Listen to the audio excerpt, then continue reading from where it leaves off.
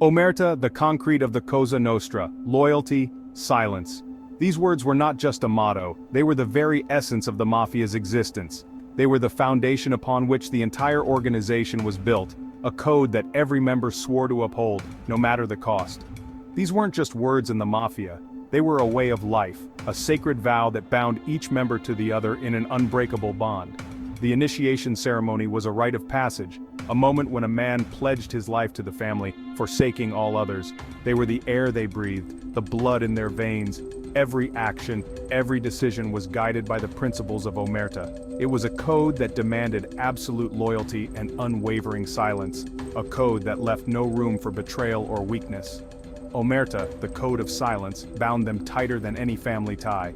It was a bond forged in blood and secrecy, a bond that could never be broken.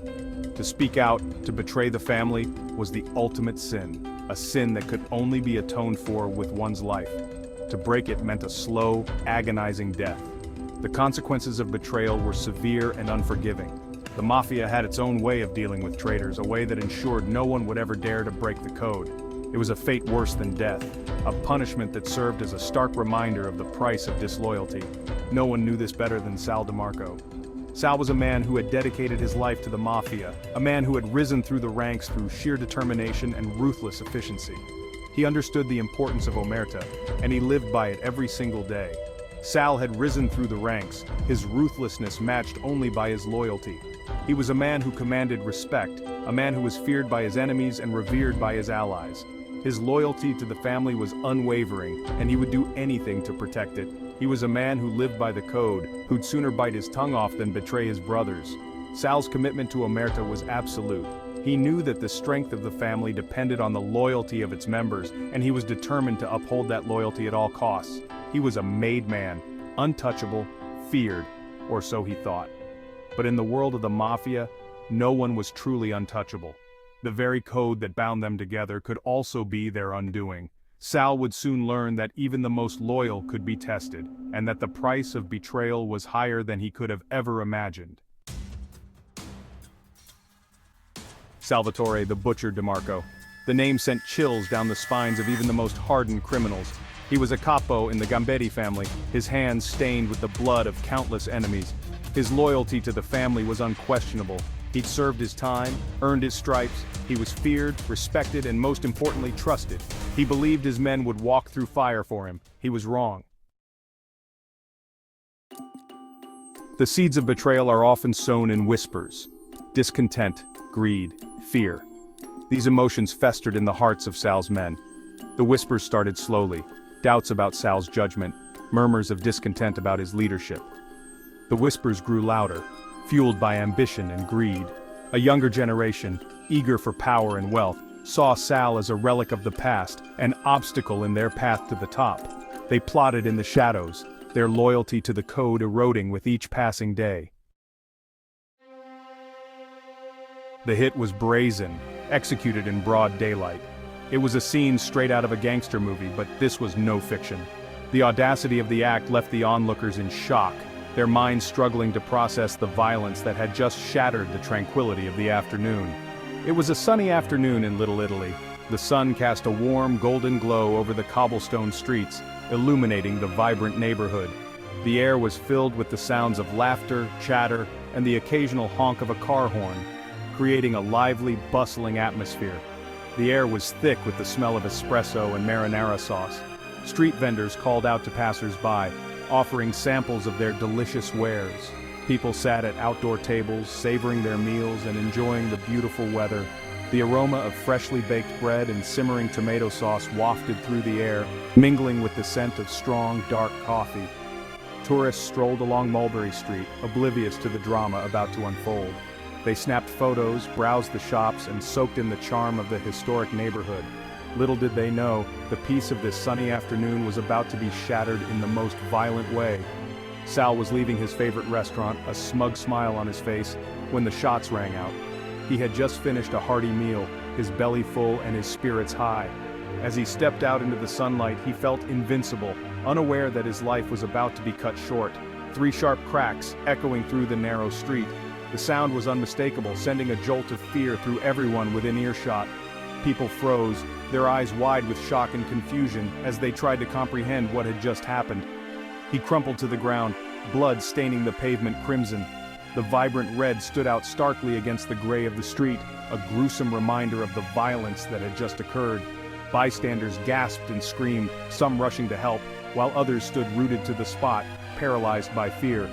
The shooter, a young man with cold, dead eyes, melted into the crowd. He moved with a chilling calmness, his face betraying no emotion. In the chaos that followed, he slipped away unnoticed, leaving behind a scene of panic and horror. The people of Little Italy would remember this day for a long time, the sunny afternoon forever tainted by the memory of bloodshed.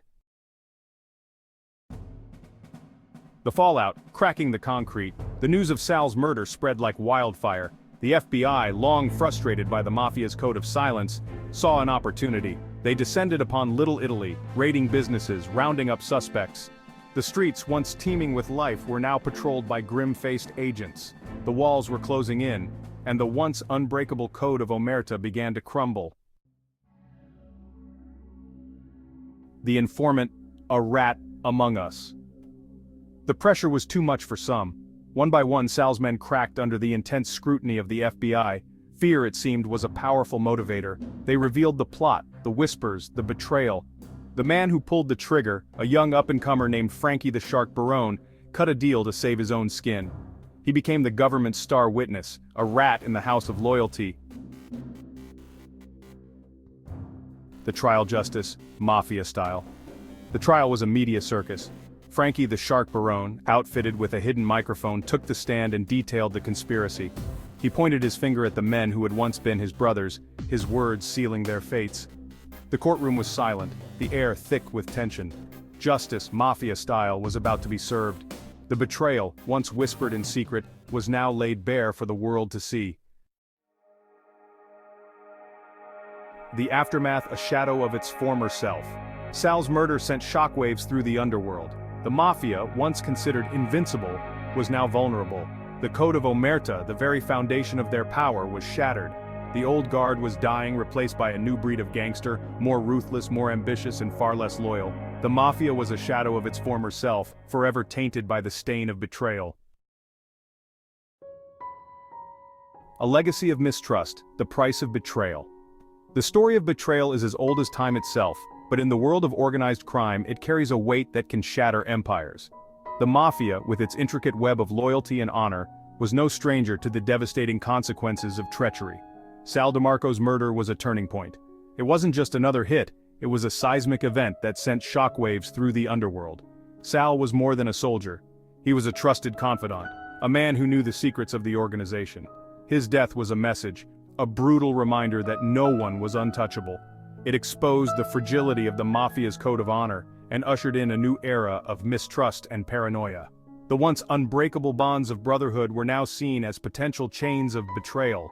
Every glance, every whisper was scrutinized. The air was thick with suspicion, and the old ways of doing business were forever altered. The old ways were gone, replaced by a climate of fear and suspicion. The streets that were once ruled by an unspoken code of respect were now haunted by the ghosts of broken promises. The alleyways, once safe havens for clandestine meetings, became traps where trust could be a fatal flaw. The betrayal left an indelible mark on the Mafia's soul. The leaders, once revered and feared, now had to look over their shoulders, questioning the loyalty of even their closest allies.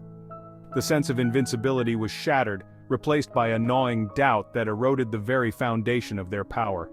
It was a stark reminder that in a world built on power and greed, even the most sacred bonds could be broken. The handshake, once a symbol of unbreakable trust, now felt like a fragile promise, easily shattered by the weight of ambition and fear. The meetings, once filled with camaraderie, were now arenas of silent battles, where every word was a potential weapon.